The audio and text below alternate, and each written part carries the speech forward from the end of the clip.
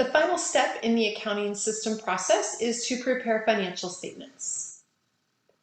After all of our transactions have been recorded into the general journal and posted to the general ledger, we are left with ending balances in the accounts, and we verify that the total debit balances equal the total credit balances in the general ledger through the preparation of our little informal trial balance spreadsheet.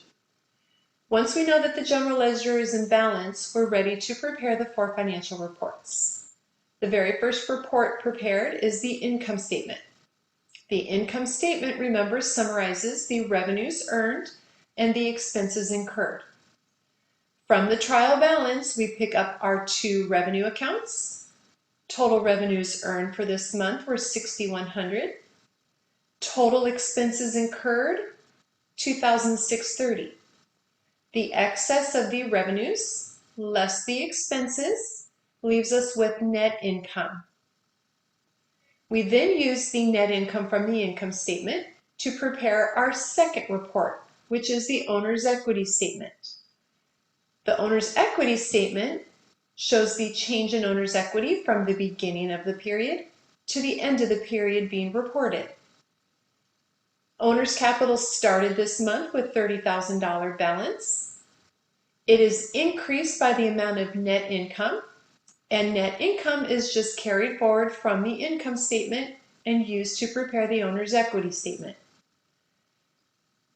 We then subtract out the owner's drawings. The owner drawings account resulted in a $200 ending balance at the end of the period, as listed on our trial balance, leaving us with ending owner's capital at the end of the period of $33,270. The third report we prepare is to use our ending owner's capital to prepare the balance sheet. Here we are seeing the ending owner's capital being used in the equity section of the balance sheet. Recall that the balance sheet is a snapshot or a picture showing the financial position of the company on one day in time, on the last day of the accounting period. The income statement and owner's equity statement that we just reviewed are showing a period of time for the month ended December 31st. So notice the difference in the dates in those financial reports.